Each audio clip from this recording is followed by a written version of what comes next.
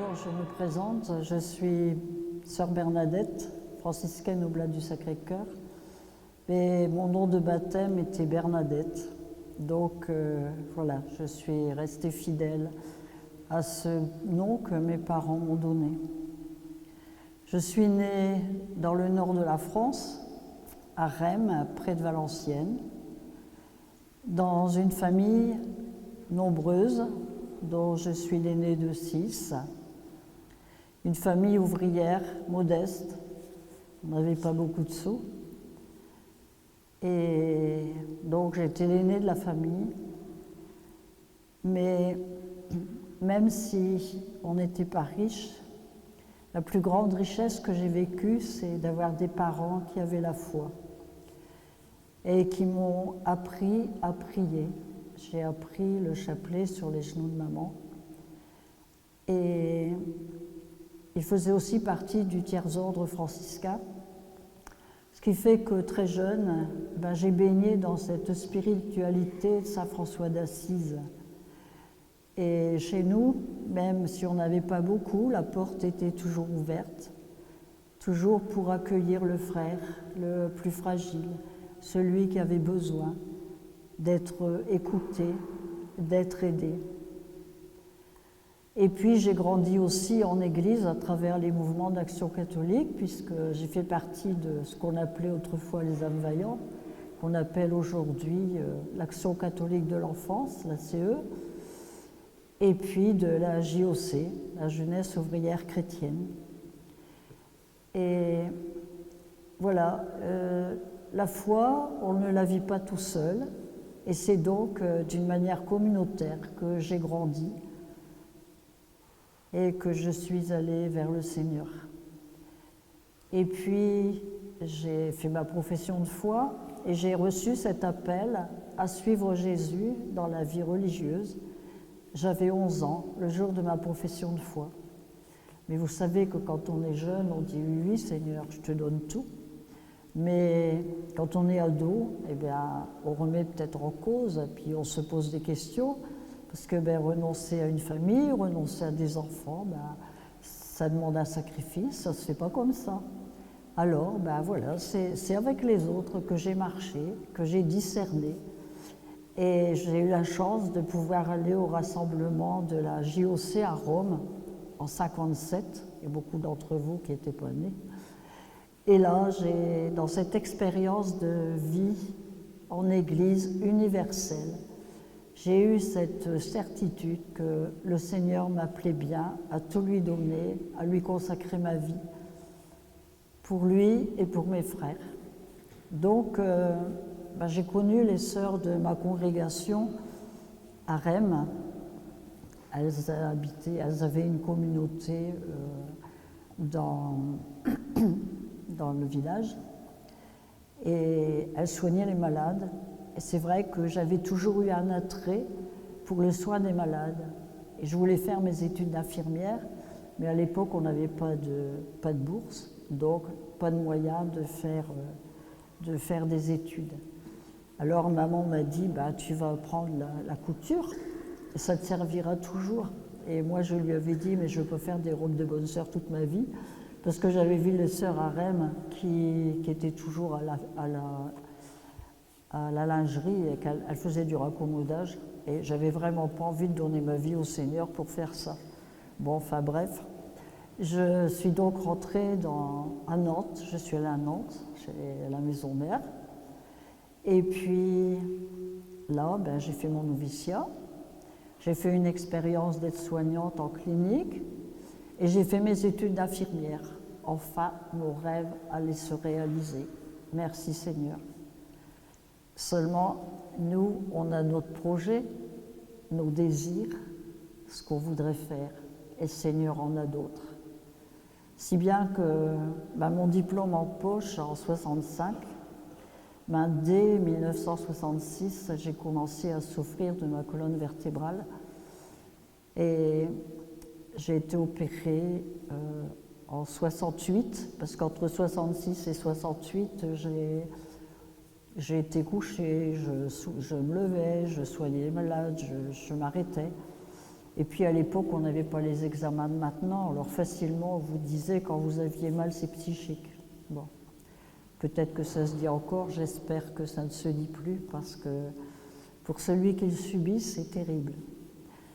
Et puis, voilà, en 68, eh bien, j'ai dû subir une première intervention, et puis une deuxième, et puis ça n'a pas marché. Si bien que j'ai continué à avoir mal, à reprendre une activité, à arrêter. Puis après, j'ai eu une troisième intervention, une quatrième, et puis j'ai été mise en invalidité parce que j'avais une atteinte neurologique, puisque en fait j'ai été guérie du syndrome de la queue de cheval, c'est-à-dire que s'il y a des médecins parmi vous ou du monde hospitalier, c'est une atteinte des racines nerveuses lombaires et sacrées, presque totale, et qui me conduisait progressivement à la paralysie. Alors, c'est vrai que le Seigneur m'avait appelé, me semble-t-il, pour soigner les malades, mais en fait, j'ai été projetée dans le monde des malades en vivant la dépendance, en vivant la souffrance, en vivant l'inutilité au regard des autres, en fait en vivant cette même pauvreté. Et en même temps, je rends grâce à Dieu d'avoir pu vivre ça, parce que dans toutes les hospitalisations que j'ai vécues, que ce soit à l'hôpital ou en centre de rééducation, que j'ai beaucoup fréquenté, comme beaucoup d'entre vous, eh bien, il y a toute une source de vie. Le handicapé n'est pas triste. Le handicapé, que souvent on regarde et parfois on prend en pitié, eh bien non. Il y a toute une vie en nous, et ensemble, il y a une solidarité qui se vit, à partage, et je n'ai jamais autant vécu la vie fraternelle qu'avec mes frères handicapés. Et pour ça, j'en remercie le Seigneur. Et puis, voilà, j'ai continué à... Je gardais de temps quand même une présence dans des fraternités quand j'étais pas à l'infirmerie, où j'assurais l'accueil, où j'assurais l'écoute, puisque même dans un fauteuil roulant, on est capable d'écouter, n'est-ce pas? On est capable de rencontrer les autres. Et on a une capacité d'accueil que souvent n'ont pas nos frères bien portants parce qu'ils n'ont pas le temps, alors que nous, on avait le temps. Et puis, voilà, à la fin, je ne pouvais plus, donc j'étais à l'infirmerie à Nantes. Et puis un jour, j'avais un neurostimulateur, je vivais sous la morphine depuis 14 ans, et je me paralysais, donc j'avais un corset continuellement en résine qui me prenait tout le corps, et à la fin, j'avais une attelle aux pieds et à la jambe avec des chaussures orthopédiques. Et je passais de longs moments allongés. Mais un jour, j'étais à l'infirmerie à Nantes, et ma supérieure générale, conduite par l'Esprit Saint, ça existe, quelquefois elles ont des bonnes inspirations, les supérieures, eh bien, elle me dit, est-ce que tu accepterais de venir passer 3 mois à Bresles, dans l'Oise, pour rendre service, parce qu'il manque une sœur, et si tu pouvais y vivre un petit peu pour l'accueil. Alors, moi je me suis dit, bon, pourquoi pas? Et en fait, je crois que le Seigneur m'attendait là. Donc j'ai accepté, et tout en restant en lien avec les médecins qui me soignaient, je continuais à aller au centre de la douleur régulièrement. Et puis un jour, je vois le médecin traitant de Bresles, où je suis toujours actuellement. J'ai été pour 4 mois, mais j'y suis depuis 2006. Et bien, le toubib me dit, est-ce que vous ne viendriez pas avec nous au pèlerinage de Lourdes avec les malades? C'est un médecin généraliste, qui fréquente Lourdes depuis 40 ans, puisqu'il a été comme brancardier dans sa jeunesse, et en tant que médecin, il a continué, c'est lui qui est responsable de tous les malades de l'hospitalité de l'Oise. Donc tous les ans, c'est lui qui accompagne les malades qui vont à Lourdes. Je sais que ma réponse a été de lui dire il y a belle lurette que je ne crois plus au miracle pour moi. Alors je rectifie toujours parce qu'avec les journalistes, il faut se méfier. Je dis je crois au miracle parce que je crois que l'évangile, c'est pas il y a 2000 ans. L'évangile, c'est aujourd'hui et que Dieu peut toujours faire des miracles. Mais pour moi, qui avait 69 ans, je ne voyais pas l'intérêt. Et puis, je n'y ai jamais pensé, j'avoue que j'allais... Bon. Je me suis dit, Seigneur, tu me proposes d'aller à Lourdes. Après tout, c'est les 150 ans des apparitions. Avant que le médecin m'ait invité à y aller, je n'avais pas réalisé. Et puis, je m'appelle Bernadette, et ça peut être une grâce pour moi. Alors, je suis revenue à la maison, et puis, en accord avec mes responsables, oui, pourquoi pas. Vas-y, tant que tu peux encore te déplacer un peu. Alors, je me suis préparée. Tous les jours, j'ai pensé à Lourdes. C'était en février, jusqu'au 2 juillet que j'ai pris la route pour Lourdes. Et je vous dirais que le premier miracle de Lourdes, pour moi, ça a été de me retrouver sur le quai de la gare de Beauvais, où je ne connaissais personne, mais où on a été capable de s'accueillir. Et je dirais que j'y ai découvert cette fraternité universelle. Et il y avait les malades, les pèlerins, les soignants. Mais en fait, on ne voyait plus le handicap de l'autre parce qu'on partait tous avec chacun nos fragilités, celles qui se voient et celles qui ne se voient pas. Et vraiment, dans la joie, on a pris cette route pour Lourdes. On a voyagé de nuit. C'est vrai qu'on arrive bien fatigué le lendemain, mais on est à Lourdes. Et la première visite à Lourdes, bien sûr, c'est la grotte. J'avais déjà été à Lourdes, mais là, ça a été vraiment différent. Et donc, c'était l'année du jubilé. On a marché sur les pas de Bernadette. Et puis, pour tous les déplacements, j'étais obligée d'accepter le fauteuil roulant parce que je n'aurais pas su marcher aussi loin.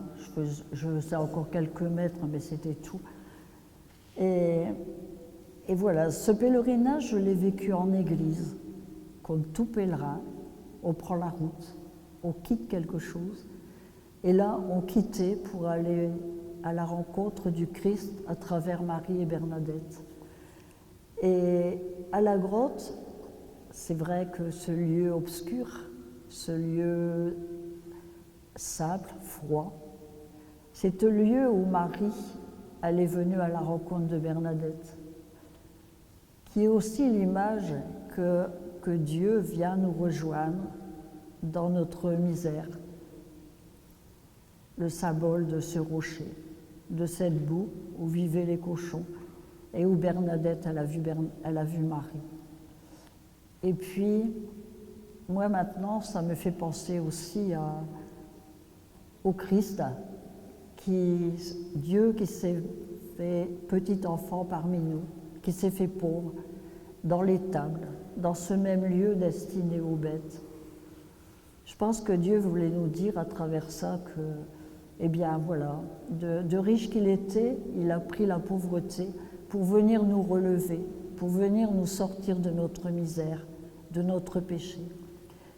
Et je l'ai vraiment vécu comme ça, cette visite à la grotte. Et je sentais vraiment cette présence de Marie et de Bernadette dans ce silence. Et quand on voit ces foules qui viennent de tout pays, qui font le tour du rocher avec un acte de foi, ou quelquefois, en cherchant la foi, ils veulent récolter un peu d'eau, là, de la grotte, et puis poser la main là où Marie est venue nous rejoindre. Et je trouve que c'est vraiment symbolique. C'est le lieu universel où que l'on soit handicapé ou debout, on est tous avec nos demandes, avec nos désirs. Et Marie, elle accueille tout cela. Et puis, dans cette grotte, on voit la source. Et cette source qui coule toujours, Marie avait demandé à Bernadette de gratter la terre, d'aller s'y laver. Et en fait, il n'y avait pas d'eau. Et Bernadette a gratté cette terre, cette boue, et il est sorti un filet d'eau, et elle s'est lavée. Et cette eau, elle a commencé à jaillir, et elle est devenue une eau intarissable, qui coule constamment. Cette eau qui est peut-être aussi le symbole de l'eau qui sort du cœur du Christ, transpercée par la lance. Pour moi, ça m'éveille tout ça, cette eau qui jaillit du cœur de Dieu. Et en même temps, quand il dit à Marie-Madeleine que cette source, elle jaillira en vie éternelle. Et cette eau, on n'aura plus jamais soif. Et je dirais que c'est dans cet esprit-là que je suis allée à la piscine. Alors la piscine, pour ceux, beaucoup d'entre vous sûrement connaissent Lourdes, eh bien avant de descendre dans la cuve, on nous dit, on s'adresse à Marie pour lui demander une grâce, lui présenter nos intentions. Je sais que moi j'ai demandé la grâce de la conversion du cœur. Alors on me dit, toi, tu étais bonne sœur et tu as demandé à te convertir, mais tu étais convertie. J'ai dit, ça dépend comment on voit le mot conversion. Mais je dirais que jusqu'à la fin de nos jours, on aura besoin de nous convertir, parce que se convertir, en ce moment de carême, c'est ça aussi. C'est toujours nous tourner vers Dieu, c'est quitter la route pour aller vers lui. Donc c'est jamais fini. Et je me souviens avoir chanté « Lave-moi, Seigneur mon Dieu ». Purifie-moi et prends pitié de moi. Et j'ai vraiment vécu ce passage dans l'eau comme un nouveau baptême. Et quand on sort de cette eau qui est glacée, eh bien, moi j'ai ressenti un bien-être et une détente. Et en même temps, pour moi, c'était toute une purification. Donc, après, bien, j'ai vécu le sacrement de réconciliation, puisque le pèlerinage, c'est ça, c'est vivre à travers les sacrements. Et puis, j'ai reçu le sacrement des malades. On nous l'a proposé, alors oui, j'ai accepté de le vivre avec les malades qui étaient avec moi. Tout ça pour demander au Seigneur la grâce et la force de poursuivre mon chemin avec la souffrance, dans la dépendance, et dans tout ce qui m'attendait. On sait que la souffrance, que l'on soit bonne sœur, prêtre, évêque, on est tous pauvres devant la souffrance. Et là, on ne fait pas le fanfaron. Et même si on l'offre à Dieu, on est tous humains et on a besoin de la grâce de Dieu pour continuer le chemin. Donc c'est ça que j'ai demandé, mais jamais je n'aurais pensé à demander la guérison. Mais je sais que le sacrement des malades peut parfois guérir quelqu'un. Et je dis toujours que j'ai maman, elle a failli mourir d'une fièvre puerpérale. À l'époque, ça ne guérissait pas. Et elle a été guérie après le sacrement des malades. Donc je sais que les sacrements peuvent être source de résurrection aussi. Et puis,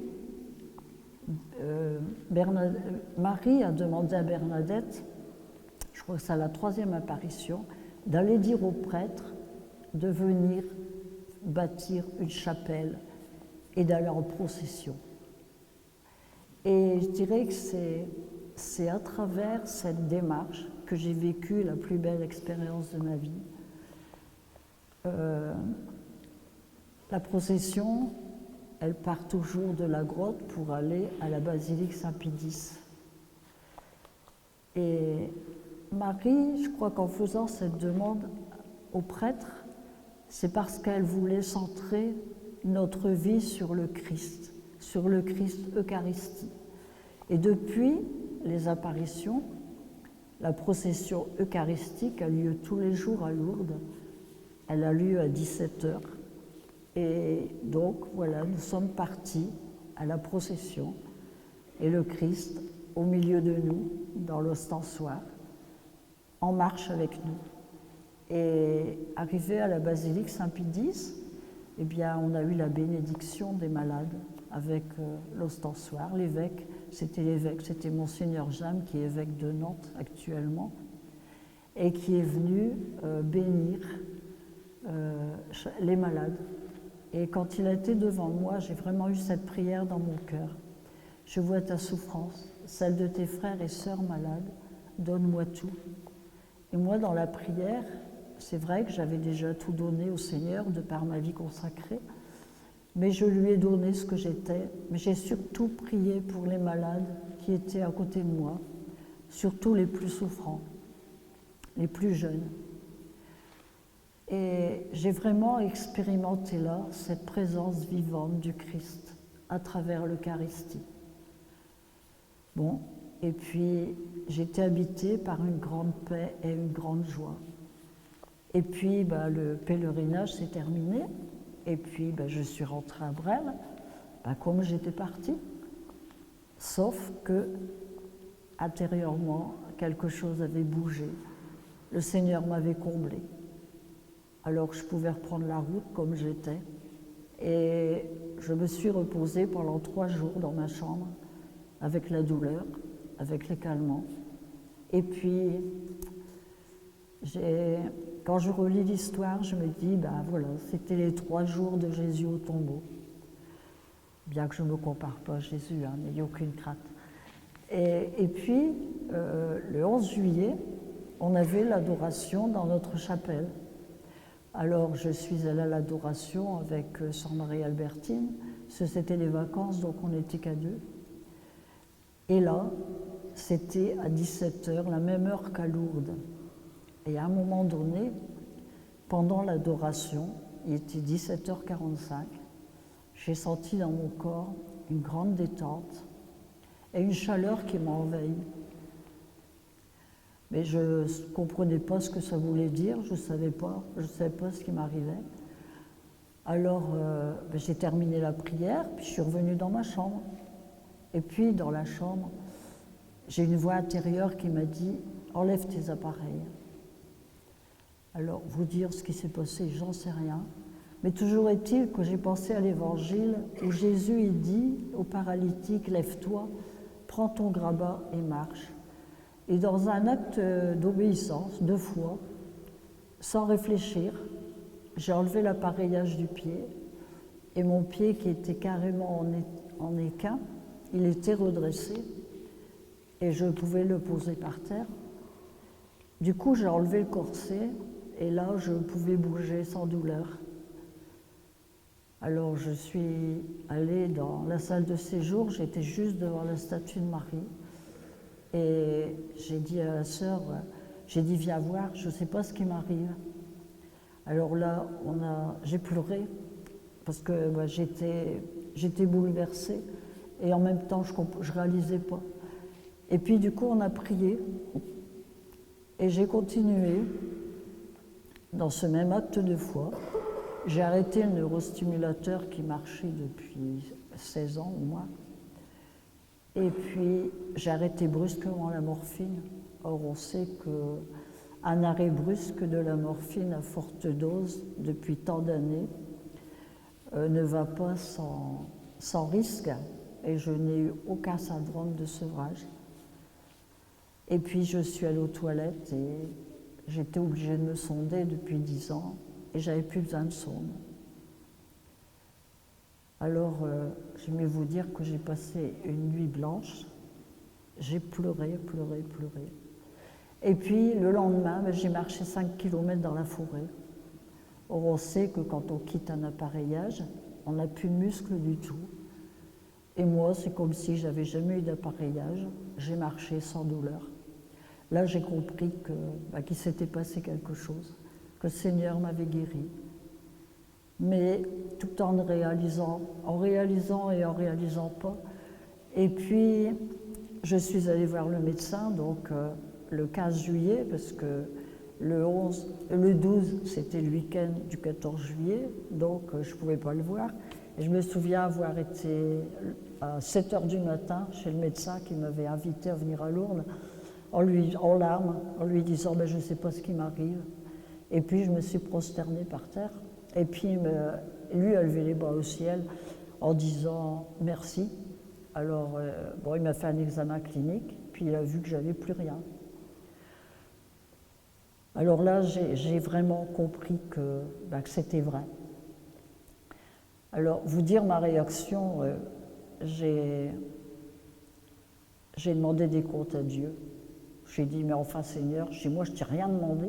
Pourquoi tu me guéris? Vu mon âge, moi j'étais prête à finir la route comme ça, c'était ma route, pourquoi pas? Puisque je l'assumais. J'ai lui dit, il y en avait à côté de moi qui en avaient bien plus besoin que moi. Ils étaient plus jeunes, il y avait des mères de famille, il y avait des enfants, pourquoi? Et petit à petit, j'ai compris que j'avais pas de compte à demander à Dieu. Il savait mieux que moi ce dont j'avais besoin et que c'est lui qui est la source de la vie. C'est lui qui sait ce qui est bon pour chacun. Alors petit à petit, je suis rentrée dans une prière d'action de grâce. Mais quand j'ai été guérie, j'ai téléphoné à ma supérieure générale et puis je lui ai dit, je lui raconte ce qui m'est arrivé. Alors elle me dit surtout tais-toi. Je lui ai dit c'est difficile parce que tout le monde le voit. J'étais appareillée, j'y étais plus. J'avais animé la messe le dimanche en battant la mesure avec mon pied qui d'habitude ne bougeait plus. Alors, je vais vous faire rire, il y a une sœur qui était du village d'à côté, qui n'était pas de ma congrégation. Elle vient me trouver après la messe, elle me dit, dis donc, qu'est-ce qui t'arrive? Je dis, pourquoi? Elle dit, t'as animé la messe, t'as battu le rythme avec ton pied. J'ai dit, tais-toi, je reviens de Lourdes, mais chut, il faut rien dire. Alors, elle m'a ri au nez, parce qu'elle a dit, ça y est, elle commence à devenir folle. Alors, bon, c'est tout, j'ai pas insisté. Et puis après, ma supérieure générale m'a dit, écoute, tu vas aller voir l'évêque. Alors j'ai été rencontrer le père Jeanne. Et puis je lui ai raconté ce qui m'était arrivé. Puis lui aussi m'a dit, surtout soyez discrète, ne dites rien. Mais par contre, en accord avec le médecin qui m'avait déjà incité à faire un dossier médical pour déposer au bureau des constatations médicales de Lourdes, eh bien, l'évêque m'a confirmé l'importance de déposer ce dossier. Alors là, je ne savais pas le parcours du combattant que ça allait être. Et bon, j'ai obéi. Je l'ai vécu dans une obéissance à l'Église. Je disais, moi, qu'il n'y avait pas... L'obéissance était toujours difficile. Je ne savais pas beaucoup obéir. J'avais du mal, du moins. J'en avais fait le vœu, mais après, je faisais ce que je pouvais. Mais là, pour le coup, il y avait eu un deuxième miracle, c'est que j'étais capable d'obéir. Alors, c'est dans l'obéissance à l'Église que vraiment que j'ai fait cette démarche. Alors, j'ai commencé par avoir passé plusieurs expertises. Enfin, j'en passe. Alors, la psychiatrie, tous les spécialistes. Et puis, à chaque fois, à Lourdes, j'y allais tous les ans. Mais là, j'étais retournée l'année suivante, mais au service des malades.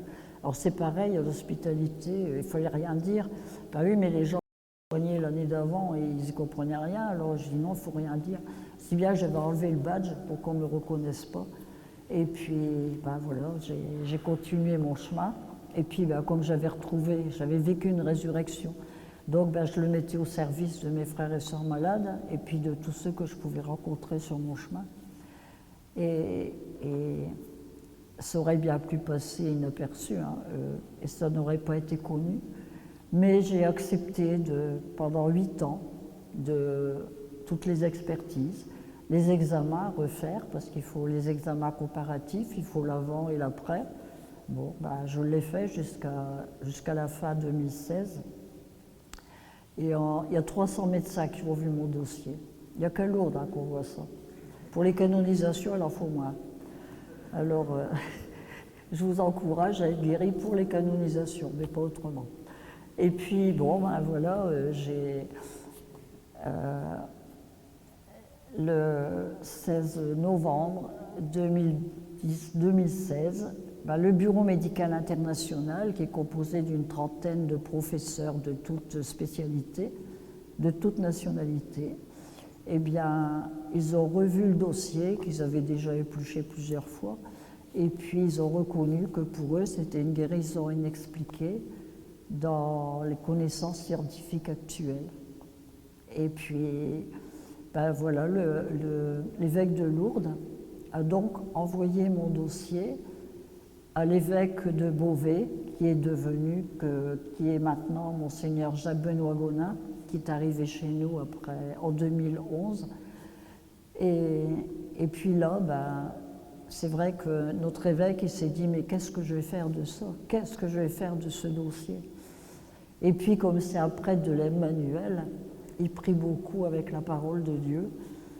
Et il a donc fait une commission canonique, comme c'est demandé par l'Église, au moins pour Lourdes. Et puis là, il a revu le dossier avec des médecins, des spécialistes et des théologiens et des gens qui me connaissaient. Mais moi, je n'y participais pas. Et là, il a demandé, je peux le dire parce qu'il dit lui-même, hein, à Lourdes, il l'a dit. Alors, il m'a dit que quand il a été pour reconnaître, puisque le 11 février approchait, eh bien qu'il voulait une preuve du Seigneur. Pas un manque de foi, mais vous savez, un évêque qui proclame un miracle au nom de l'Église universelle, ben, je pense que ça ne se fait pas comme ça. Alors il a prié, puis il a ouvert sa Bible. Et puis il est tombé en disant, ben, Seigneur, donne-moi un signe comme quoi c'est bien toi qui as fait ça. Alors il a ouvert sa Bible et puis il est tombé dans le chapitre de Saint Marc où il y a beaucoup de guérisons. Alors, en refermant sa Bible, il a dit, bah oui Seigneur, mais si j'ouvre l'Évangile, c'est vrai que des miracles, t'en as fait tellement que automatiquement j'en trouve un. Alors, est-ce que tu pourrais me donner un signe de la Vierge Marie, comme quoi ta mère, elle a bien été là? Puis il a rouvert sa Bible et il est tombé sur Saint Jean, les noces de Cana. Alors là, pour lui, ça a été une confirmation que c'était bien la Vierge Marie qui était intervenue dans ce don. Et puis, moi j'ai vu ça comme un don qui était fait à l'Église pour, je crois, raviver notre foi et nous faire grandir, je pense. Et quand je vois le nombre de journalistes que j'ai pu rencontrer, forcément beaucoup non-croyants, et beaucoup de gens, et je me rends compte que finalement ce témoignage bouleverse beaucoup. Mais ça, je dirais que moi j'y suis pour rien, et que je ne suis qu'un instrument, et que l'Église m'a donné cette mission de témoigner, et que je la vis vraiment dans cet esprit. Mais en fait, Lourdes, ce n'est pas forcément moi, ce n'est pas forcément ce qui est spectaculaire, mais je dirais que les plus grands miracles de Lourdes, c'est toutes ces personnes qui passent à Lourdes, toutes ces conversions du cœur, ces conversions physiques, ces conversions spirituelles, ces blessures qui sont guéries, qui ne seront jamais dans les journaux. Et pour moi, c'est ça le plus grand miracle de Lourdes. C'est celui aussi où c'est le lieu où la fragilité est mise en avant, où nos frères handicapés sont mis à l'honneur, où ils sont servis et où on est capable d'accueillir tout ce qu'ils sont. Et ça aussi, à Lourdes, c'est très très frappant de pouvoir vivre ça. Mais en même temps, je me suis rendu compte par expérience parce que depuis que j'accompagne les malades à Lourdes et puis j'ai accompagné beaucoup de malades aussi en fin de vie dans ma paroisse, eh bien combien les malades qui viennent à Lourdes, qui ne sont pas forcément guéris physiquement, mais quelle grâce de paix, de réconfort ils peuvent vivre. Je vous assure que ça, je ne l'ai pas pris dans les livres, mais que je l'ai vraiment expérimenté avec les malades que j'ai accompagnés jusqu'à la mort. Et comment finalement ces personnes ont pu vivre leurs derniers moments dans cette paix avec le Seigneur, et les familles, quel chemin elles ont fait. Et pour moi, je dis que ça, c'est la grâce de Lourdes. Et j'invite toujours ceux qui viennent m'écouter de ne pas hésiter à inviter des malades que vous connaissez pour venir vivre cette expérience de Lourdes. Parce que je dis toujours, si mon Toubib ne m'avait pas invité à venir avec les malades à Lourdes, ben je ne serais pas avec vous aujourd'hui. Mais ce que je voudrais, c'est redire aussi que Lourdes, c'est le lieu de la fraternité universelle, où chacun, quel qu'il soit, est reconnu comme un frère, le plus faible est mis à l'honneur, quelle que soit sa race, son âge. Et les célébrations aussi nous ouvrent toujours un coin du ciel. On est porté par les liturgies, on est porté par la beauté du chant, on est porté par les rencontres que l'on y fait. Mais je voudrais laisser un message à mes frères et sœurs malades et à leurs familles. Comme vous, frères et sœurs malades, j'ai connu la souffrance de longues années. J'ai connu la souffrance dans les épreuves familiales aussi, pour avoir accompagné beaucoup des miens vers le ciel. Et Jésus, il sait ce que c'est que la souffrance. Et il nous comprend, il nous console, puis il nous donne la force de la vivre. Il est présent dans nos blessures, il est présent dans nos souffrances. Et même lorsque on n'a plus que nos larmes pour prier, nos larmes peuvent être une prière. Et ça, je l'ai expérimenté. Et un jour, j'ai beaucoup de courriers, vous savez, depuis, j'ai un courrier énorme que j'arrive pas à répondre à tout le monde. Et une famille me disant qu'un enfant handicapé, autiste, c'était très dur parce qu'il avait été hospitalisé puis il ne pouvait pas le voir. Et je leur avais dit, mais vous savez, vos larmes, offrez-les comme une prière. Et ils m'ont répondu, merci ma sœur, de nous dire que nos larmes peuvent être une prière. Et moi, j'ai vécu que, quand j'ai vécu ça, eh bien, je me suis rendu compte que dans cette pauvreté, j'ai vraiment fait l'expérience de Dieu. Et je dis que c'est quand on n'a plus rien que Dieu donne tout. Et si je suis là encore aujourd'hui, c'est parce que Dieu m'a tenu, c'est parce que Dieu m'a porté. Autrement, il y a des fois où j'ai eu envie d'en finir, mais le Seigneur a toujours été là pour me porter. Et Marie, elle intercède toujours pour nous. Et je reprends les paroles du pape François qui a dit à Fatima l'année dernière, c'était les 160 ans des apparitions à Fatima aussi, et le Saint-Père a dit ça, « Votre présence, ici, frère, au milieu de nous, est plus éloquente que les paroles, et l'offrande quotidienne de vos souffrances, unie à celle de Jésus sur la croix, est pour l'Église un trésor. C'est une mission que vous n'avez pas choisie, et c'est au cœur de ce que vous n'avez pas choisi que vous participez à la mission de l'Église, une mission qui est indispensable. Et ça, c'est plus fort que les paroles et l'action. Et pour moi, j'ai la certitude que ce qui compte aux yeux de Dieu, ce n'est pas ce que l'on fait, c'est la fécondité de notre vie dans l'amour. Et c'est vrai que on n'est pas fait pour la souffrance, mais qu'en même temps, le Christ la porte avec nous. Et j'aime assez à finir avec, vous savez, aujourd'hui, on est dans un monde où facilement on prône l'avortement, on prône l'euthanasie.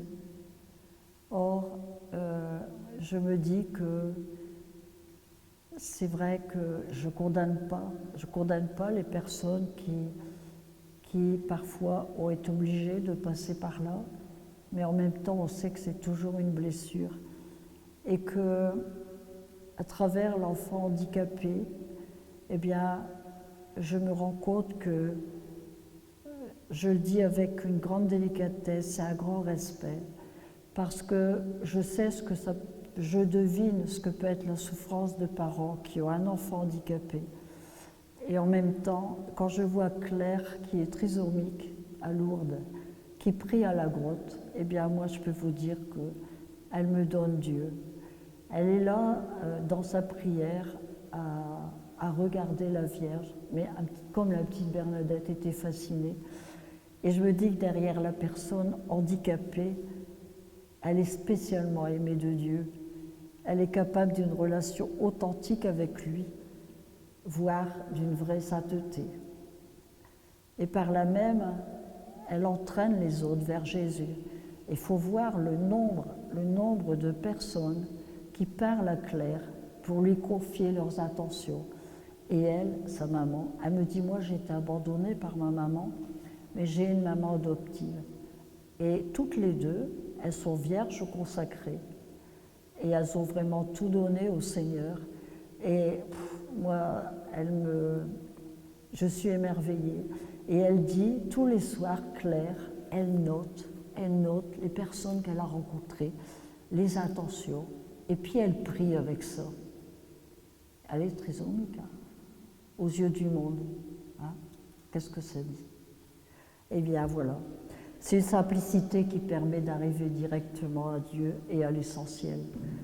Et je crois que ce handicap, il nous révèle vraiment, c'est nos maîtres dans la foi. Et je crois que la pauvreté et le dénuement, c'est un accès essentiel pour aller à la rencontre de Dieu.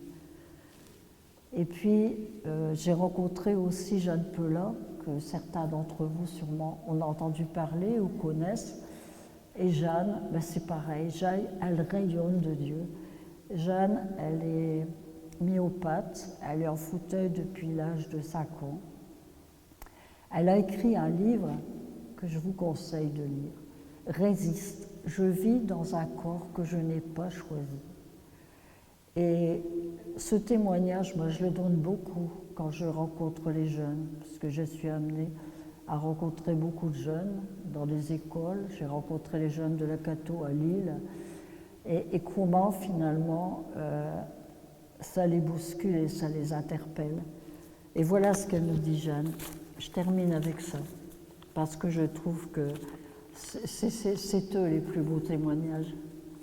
Elle dit « Ma foi m'aide à comprendre ce qui m'est arrivé.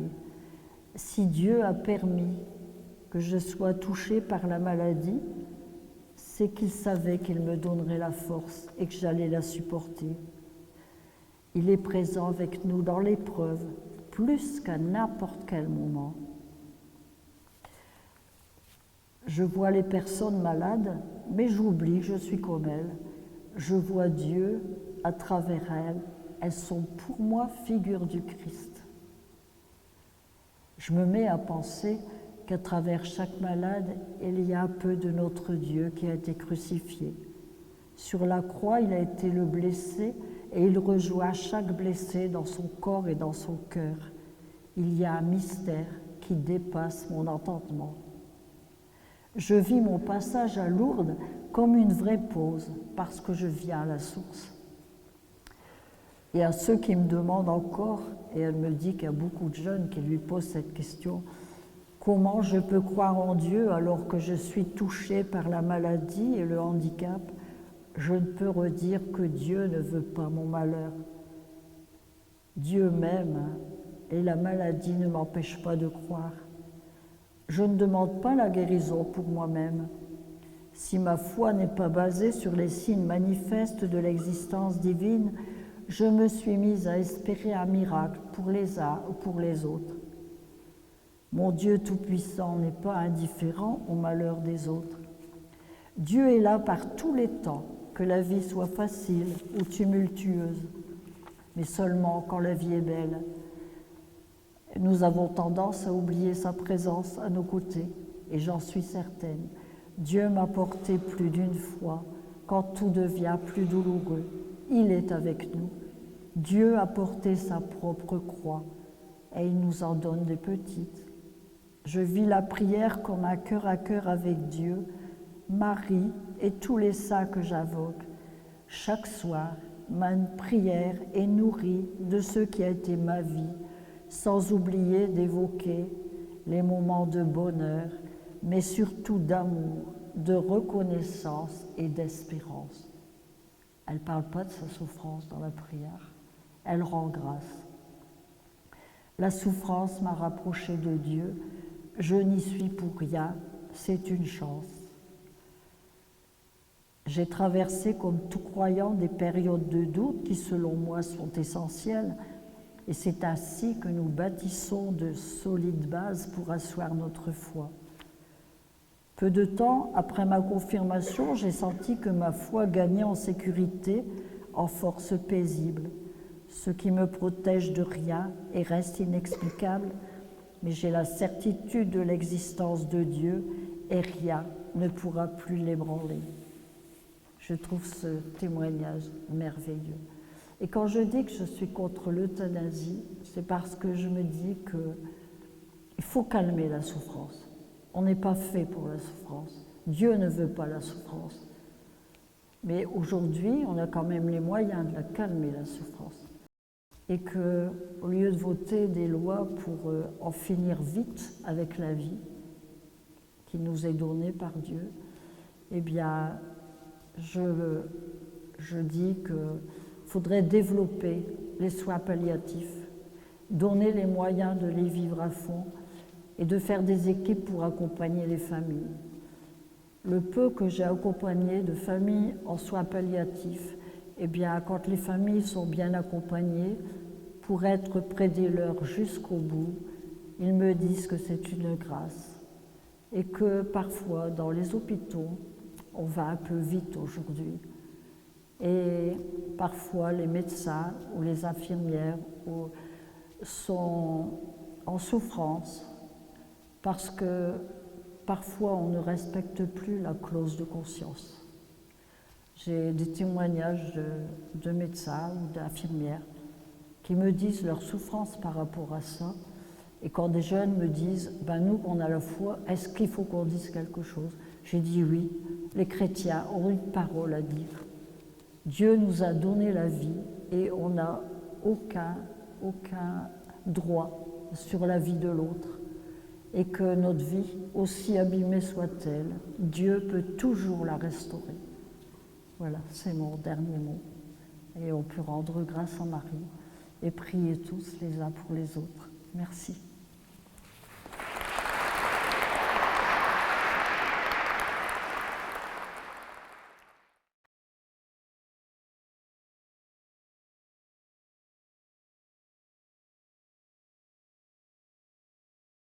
Comment j'ai vécu ça? Avec la grâce de Dieu. C'est vrai que je n'étais pas habituée aux médias, je n'étais pas habituée aux journaux, je n'étais pas habituée à m'exposer comme ça. Mais en même temps, je suis toujours dépassée. Et puis, j'ai toujours beaucoup prié Sainte Bernadette. Et je me souviens que à la première conférence de presse, quand j'ai vu tout ce monde-là, j'étais un peu affolée, puis je me suis dit, bon, on verra bien. J'ai dit, ça a l'air d'être sérieux. Mais en même temps, sont me venues les paroles de Bernadette, je suis chargée de témoigner, mais pas de vous le faire croire. Et les journalistes, je disais tout à l'heure, il y a une journaliste de 24 ans qui a voulu me parler après. Et puis elle me dit, moi je ne suis pas baptisée, je crois pas, j'ai beaucoup souffert parce que j'ai perdu maman jeune. Et elle dit, mais ce que vous avez dit, ça m'a bousculée, ça m'a interpellée. Et après, alors moi je lui dis, mais pourquoi vos journaux s'intéressent-ils à tout ça? Enfin bon, vous n'êtes pas catho, qu'est-ce qui vous intéresse là-dedans? Et elle m'a répondu, nous les journalistes, on annonce toujours des mauvaises nouvelles, et vous êtes un signe d'espérance. Bon, j'ai dit merci Seigneur, c'est que ça vaut le coup, quoi. Alors, et puis après, c'est vrai que j'étais à Europe 1, j'étais à la télé et tout, mais le Seigneur m'a donné la grâce. Je dis bien, c'est lui qui m'a donné de rester ce que j'étais. De toute façon, moi, j'ai tout reçu, j'y suis pour rien. Alors, voilà, et je prie beaucoup Bernadette pour qu'elle me garde dans son humilité. Et en même temps, je sais que c'est important de pouvoir témoigner autant au monde des croyants et au monde de la croyance. C'est vrai que ce livre, Ma vie est un miracle, je ne voulais pas le faire, parce que c'est pas rien. dévoiler un petit peu ce qu'a été notre vie. Et puis même vis-à-vis de mes sœurs, en congrégation, bon, c'était pas facile. Et puis bon, quand j'ai demandé, quand Jean-Marie Guénois, qui est journaliste chrétien, qui travaille au Figaro pour les questions religieuses, il a travaillé 10 ans au Vatican et il travaillait à la Croix. Et quand il a demandé, moi au premier abord j'avais dit non, mais c'est passé par le diocèse. Et après, quand Julien, qui est à la com du diocèse, m'a dit « Oh, vous devriez accepter », je dis « Qu'est-ce qu'il en pense l'évêque ?» Et il m'a répondu « L'évêque souhaiterait que vous le fassiez ». Alors bon, du coup j'ai écrit avec Jean-Marie les 2 premiers chapitres, je l'ai donné à l'évêque, et c'est lui qui m'a dit « Continuez ». Alors je l'ai vécu comme le recevant, comme une mission de l'Église. Et j'avoue que ce livre, il a vraiment été fait dans la prière. Parce qu'avec Jean-Marie, je vous livre un secret, mais c'est pas grave, chaque fois qu'on s'est rencontrés, on a toujours vécu ça dans la prière avant de commencer.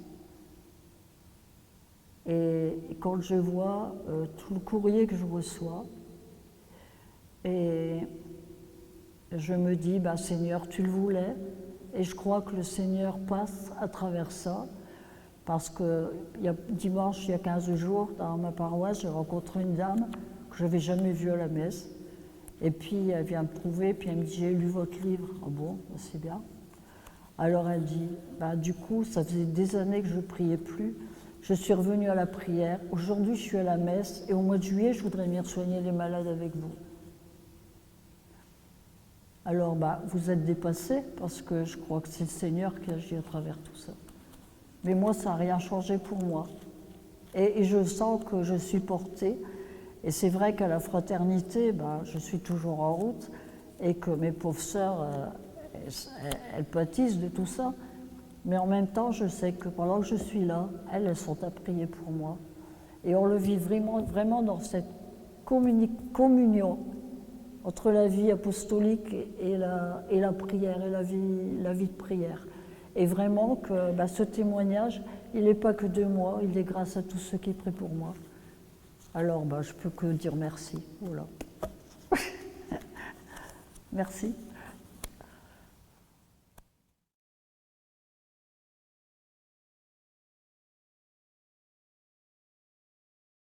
Alors le silence qu'on m'a demandé, c'est parce que tant que ce n'est pas prouvé scientifiquement, eh bien, on nous demande de ne pas en parler.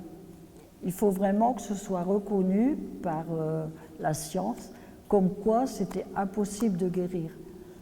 Alors, dans l'Évangile, je ne suis pas théologienne, vous corrigerez, mon frère, mais je crois que Jésus, il ne voulait pas qu'on en parle parce qu'il voulait qu'on attende la résurrection. C'était pas ça? Un peu, hein? Mais je pense que... Et puis, je sais qu'à Lourdes, on m'avait dit, si les médias s'en emparent, c'est fini. Du moment que les médias sont à l'affût de tout ça, eh bien, automatiquement, le dossier était fermé. Parce qu'effectivement, Lourdes, ils ne veulent pas, tant que ce n'est pas reconnu scientifiquement par les médecins, ils ne veulent pas qu'on en parle. Mais vous savez, des guérisons, il y en a tous les jours à Lourdes. À Lourdes, là, depuis 160 ans, il y a plus de 7300 dossiers qui ont été reconnus scientifiquement par les médecins comme guérison inexplicable. Mais les évêques n'ont pas toujours suivi.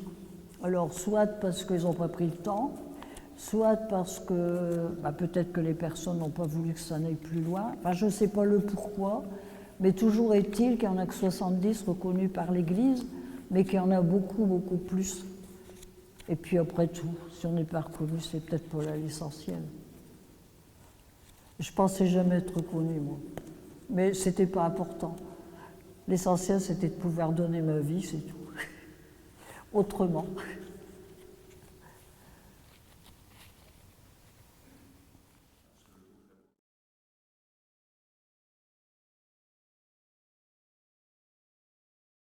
faudrait être difficile.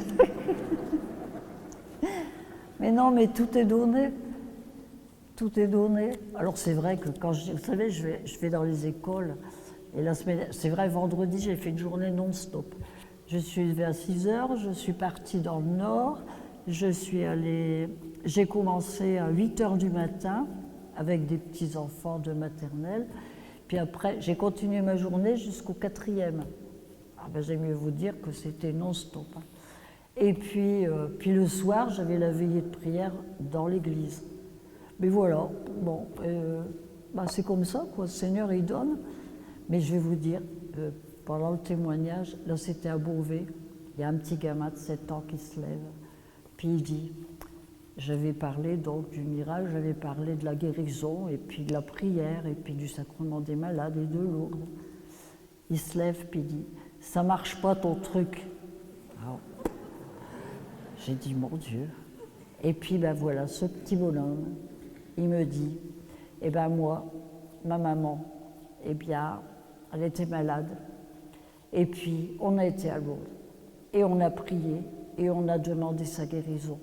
Et puis, elle n'a pas guéri. Alors, tu vois que ça ne marche pas, ton truc. Alors, j'ai dit, Seigneur. Alors, je lui ai dit, ben, tu vois, c'est vrai, on demande la guérison. Et puis, quelquefois, Jésus ne nous répond pas comme on voudrait. Il ne répond pas de la manière que nous, on voudrait. Et c'est normal que tu aies prié pour ta maman et que tu voudrais qu'elle soit encore là. Et j'ai dit, voilà, ta maman, elle est partie vers Jésus. Et puis aujourd'hui, tu sais, ta maman, elle est présente dans ton cœur parce qu'elle est présente avec Jésus. Elle t'habite et tu peux tout lui confier. Et le gamin, il dit, ah bon? Eh bien, il est reparti avec un sourire jusque-là. C'est un petit bonhomme, il avait perdu sa maman et son papa s'est suicidé après la mort de la maman. Vous voyez ce qu'il pouvait porter. Alors c'est vrai qu'on est désarmé devant cette souffrance, et moi la première. Et en même temps, cet enfant, il était capable d'accueillir que sa maman elle était vivante, qu'elle était dans son cœur avec Jésus et qu'il pouvait tout lui dire et qu'elle veillait sur lui. Alors bon, voilà. Les enfants sont nos modèles.